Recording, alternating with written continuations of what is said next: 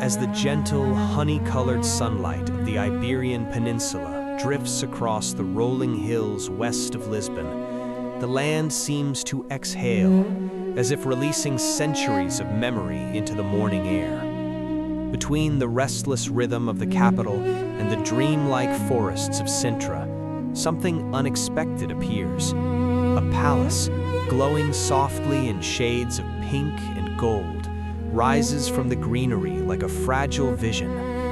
This is the National Palace of Queluz, often called the Versailles of Portugal, yet such a comparison only scratches the surface. Queluz is not a declaration of conquest.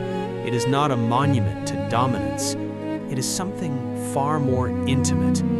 Its beauty does not shout, it whispers. It does not intimidate the visitor with walls of stone and iron, but welcomes the soul with warmth, light, and openness. Here, elegance feels human, and power feels gentle. Construction began in 1747 under Prince Pedro of Braganza. From the very beginning, Queluz was never meant to rule the world.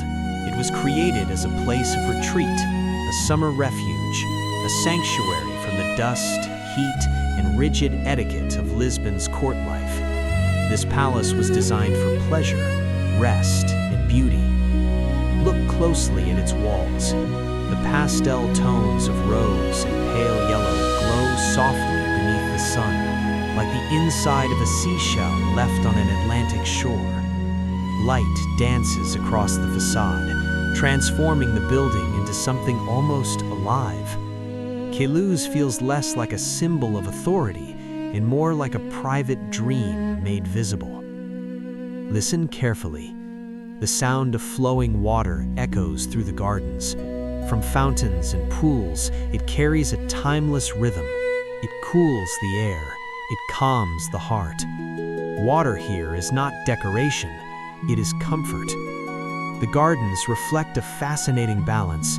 Their geometric precision follows the influence of French design, yet their spirit remains unmistakably Portuguese. There is space, there is light, there is breath. Orange blossoms scent the air. Statues stand quietly beneath the open sky. Queluz does not seek to impress with size. It seeks to enchant through feeling. Its beauty is fragile, like morning mist resting briefly on marble figures before disappearing. Inside the palace, we step into the playful elegance of the Rococo era. This is one of Europe's final great Rococo palaces, built just before the world shifted towards strict symmetry and restraint. Here, everything curves, nothing feels rigid. Ceilings swirl with delicate plasterwork, as if clouds were frozen mid-motion. Crystal chandeliers hang like captured tears of light, reflecting candles into 1,000 golden sparks. The atmosphere feels soft, almost musical. But the deepest soul of Queluz lies in something profoundly Portuguese, the Azulejos. Thousands of hand-painted ceramic tiles cover the walls, blue and white stories preserved in clay and fire. They depict myths, royal life, hunting scenes, and distant battles. These tiles are not merely decorative, they are memory. They cool the palace visually and emotionally, offering stillness beneath the blazing sun. Stone becomes storytelling, walls become living canvases. We now enter the Room of Ambassadors. The marble floor beneath our feet forms a black and white chessboard, a silent metaphor for diplomacy and power. Here, envoys from distant lands once stood, their voices echoing beneath painted ceilings. Decisions made in this room shaped a global empire, stretching from Brazil to Africa, across vast oceans. And yet, Queluz remains charmingly imperfect. Its layout is asymmetrical. Rooms unfold naturally, as if shaped by daily life rather than absolute command. This palace grew slowly, like a living being. In the mid-18th century, life at Queluz was an endless summer. Days were long, Nights glowed with candlelight. Music filled the halls. In the music room, harpsichords shimmered, and Italian opera voices rose and fell like waves.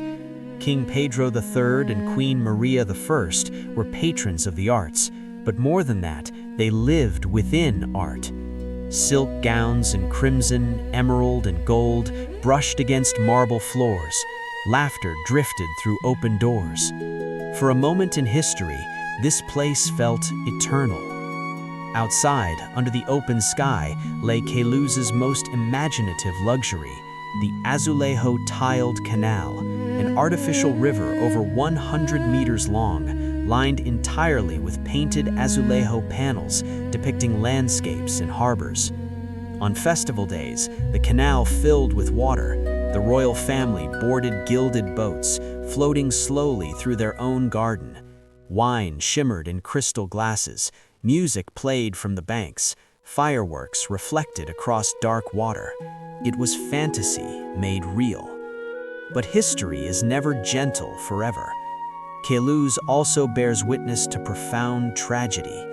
Queen Maria I, once radiant and joyful, was slowly consumed by grief and madness.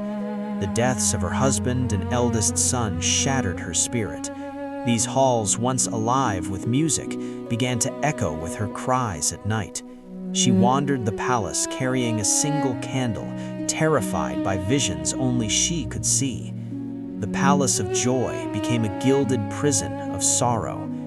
In the Don Quixote room, she would eventually die, leaving behind a silence heavy with loss. The final blow came in 1807. Napoleon's armies crossed into Portugal.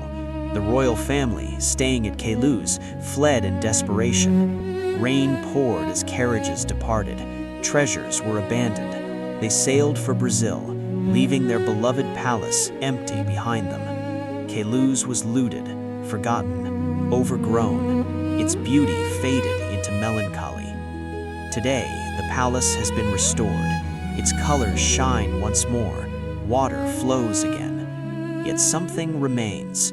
A feeling the Portuguese call Saudade, a deep longing for something beautiful that is past, but still lives in the heart. As the sun sets, purple and violet shadows dance across pink walls. It is heartbreakingly beautiful. Queluz reminds us that wealth and power are fragile, but beauty and memory endure. Thank you for walking with us through the quiet heartbeat of Queluz. We hope this journey brought you peace, reflection, and wonder. If these emotional stories of history touch your heart, please subscribe to our channel so we can continue exploring timeless beauty together. Until we meet again in the soft pastel dreams of the past.